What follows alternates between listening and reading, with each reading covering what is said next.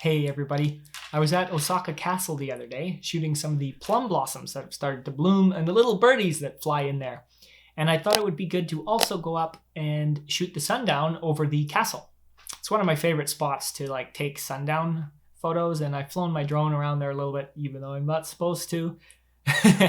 But it's a lot of fun. It's a cool spot, and honestly Osaka Joko and Osaka Castle Park is just gorgeous. I love it. So I thought I'd do a little time slice, and then today's week will be a tutorial on how I made this photo.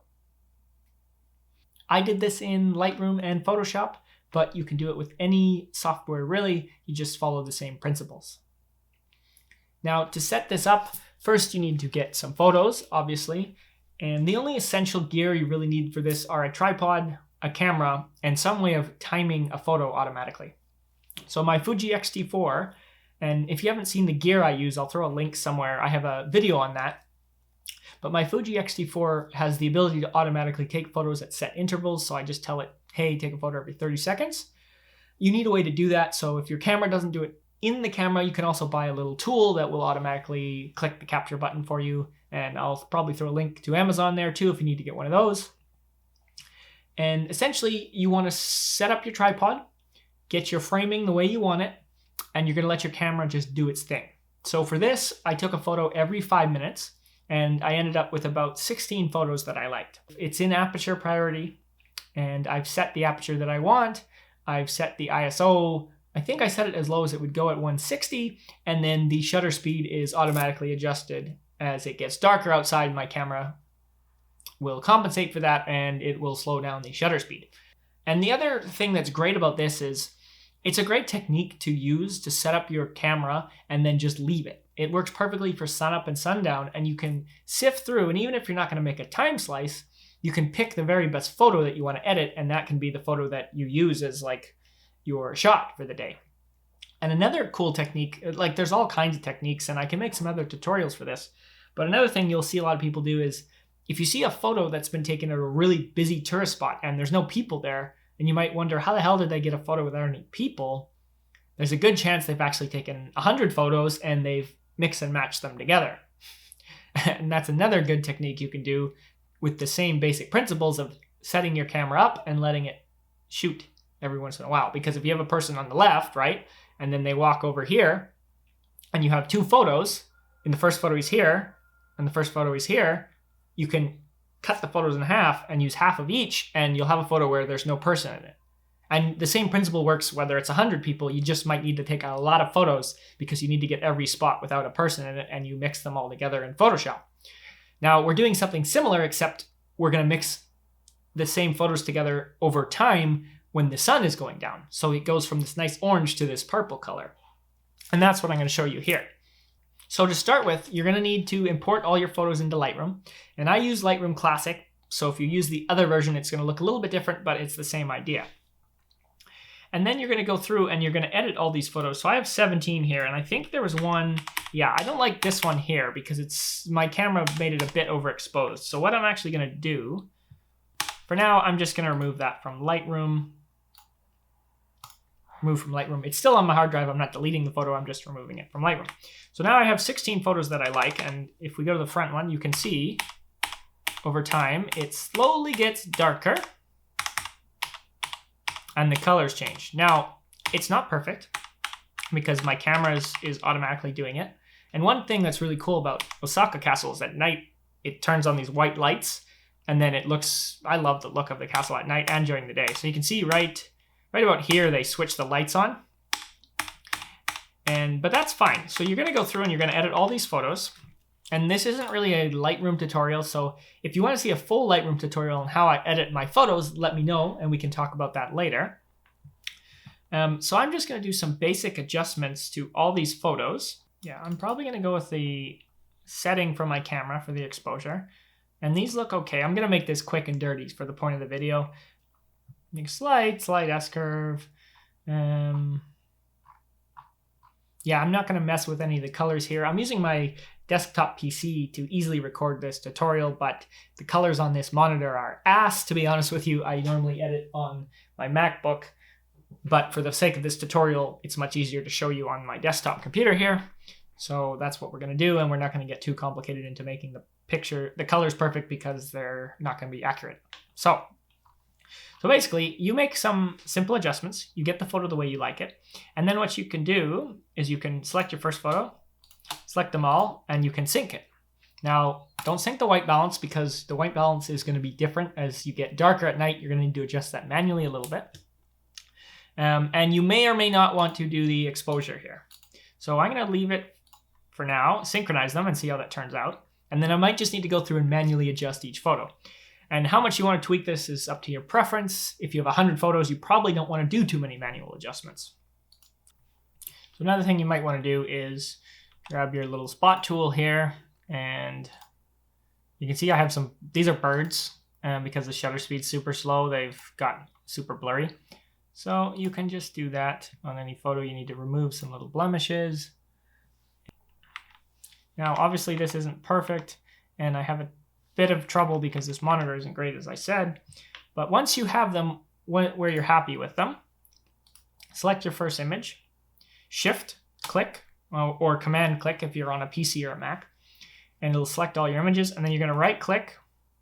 And if you're just editing one image in Photoshop, you'd click Edit in Photoshop, it'll open it, you make your changes. But we actually want to open these as layers in Photoshop so that in the order they were taken, they all open as one file in appropriate layers. And this is going to take a couple minutes, so you can just let it do its thing.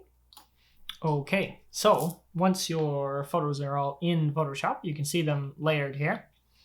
We're going to take slices, and basically we're going to mask out parts of each photo. So first step is definitely go into, you got to select them all. So select them all. And then we're going to go into Edit, Auto Align Layers, leave it on Auto, and click OK. Because even though we're on a tripod, little bits of wind, and when your camera clicks the shutter, it shakes a little, and your photos might be ever so slightly off. So automatically, we can get Photoshop just to line them all up nicely. Now you can see, because they were shifted slightly, our canvas has a bit of pixels that have nothing on them around the edges, but we will fix that at the end just by cropping it out. Actually, I lied. We're going to crop it out right now. Just for the sake of, and I'm just going to keep the ratio the same, so I'm going to hold Shift, and then it'll always be the same, and I'm just really want to slightly take these in a little bit. And this is a good spot if you want to like adjust the center of your photo, you can do that here too. You can also do this before you can crop your photos in Lightroom and have all the crops the same. You can sync your crops as well. But I'm doing it here to get rid of the pixels from the auto align. So something like, I don't need quite so much sky, so honestly, something like that. No, I want the roof a little bit more this way. Yeah. Something like that looks pretty good to me. So I'm going to hit OK. So what you can do is we need to set up a grid line. Now, it's easy to do that. You go View, New Guide Layout. Make sure there's nothing in your gutter. And then here you're going to pick the number of photos you have. So I'm working with 16. And as you can see, it's going to evenly space out 16 lines across here. Nice and easy. And now if we did this and we mask it out, you're going to get nice square rectangles all the way across. But I actually want to do something a bit funkier because I like that. I kind of want to go play on what I did on Instagram, and you see the post is I played with the angles of the roof a little bit more. So I actually want to go diagonally with my lines. So if you want to do that, what you have to do is rotate your whole image. So let's start by clearing the guides. And then Image, Rotation, and Arbitrary. And I'm going to do 45 degrees. Actually, let me think. Actually, I'm going to do negative 45 degrees, I think. Okay. So now you've got your canvas like this. And don't worry about that, because after we're going to trim out the empty pixels again. What? I'm used to a PC. Okay, I'm used to a Mac for Photoshop. So Alt-click will zoom you out. And then now you do the same thing. So New Guide Layout, 16 guides. And as you can see, they're diagonally now, which is perfect. So I'm actually going to zoom out. What are we at here? Why don't I try 10%? Just so I can see a little bit better here. Now you're going to go through each photo. So we're going to start with the first one. You're going to grab your selection tool or your marquee tool right here. And you're going to go, no pixel selected, all the way across to this first line. Okay. We need this to be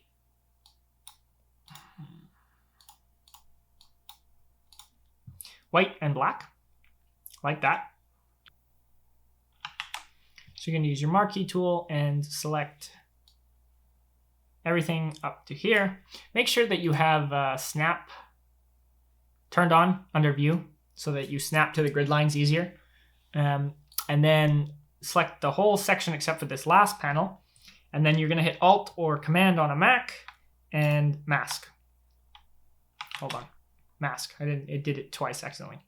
So, and that's basically going to leave just this corner. And then you're going to do the same thing. So just to make it easier, I also like to grab this and get it out of the way. Same thing with the next grid line. And now we're selected the second photo, Alt, Mask, and you can see there. So we're going to do this one more time. Marquee tool, select up to the line, Alt or Command, Mask. And now I'm just going to go ahead and skip ahead a little bit until all this is done so you can see the result. Okay, so once you get to your last one, you'll notice that everything has been masked except for the final image, which is just your whole background actually. And I've done it from light on the left to dark, but you could do this in reverse if you wanted to do it the other way around, which I've seen before, or I've done before.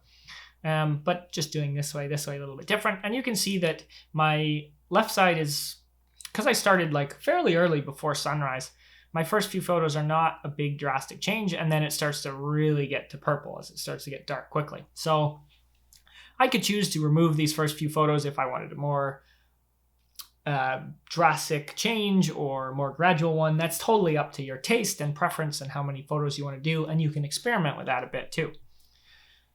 But once we've got it like this, we're going to go ahead and File, Image Rotation, Arbitrary. Now, I did negative 45. Now I want to go back 45 degrees, I think. Is that right? Clockwise 45 now? Let's see. Perfect.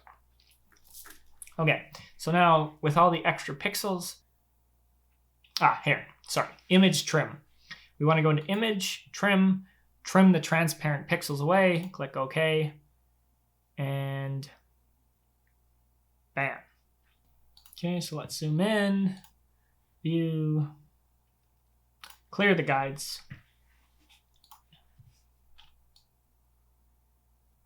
Let's bring up our crop tool again. Go ahead and crop that a little bit out there. Okay, so that's looking okay. You can see I'm going from light at the topmost corner to darkest at the bottom right. And you can see the change in the sky and how the lights come on at a certain time, and then the trees are all dark because there's no more light on them. So that looks okay, but you're going to get a much nicer effect if you open up your blending options and give it a little drop shadow. And you can just play this to your taste. Okay, so basically just get them to here's what I'm using here. It's going to depend on your slices, but basically get it to kind of how you like. And I like that just light, kind of, maybe even a little bit less, 20% opacity. Just nice light shadow there. And then I'm going to hit OK. And then you can right click, copy layer style, select all your layers, paste layer style here, and give it a second. And ta-da, there you go. Go get out there, take some photos, get some nice sunsets, sundowns, and put them on a timer, and you can go through photos and you can do a lovely time slice like this, or you can just pick and choose your best photo. I mean, I usually just set up my camera, let it run, and fly my drone around, to be honest with you, and then you don't have to worry about it. You got 100 photos to pick through the very best one with the perfect amount of lighting, or you can edit them all together and get some really cool effects. If there's any other editing tutorials you'd like to see, or any elements I didn't cover in enough depth here, just let me know and I'd be happy to make some more videos. But your feedback really helps, so hit that subscribe, hit that like button, leave me a comment. I'll see you next week.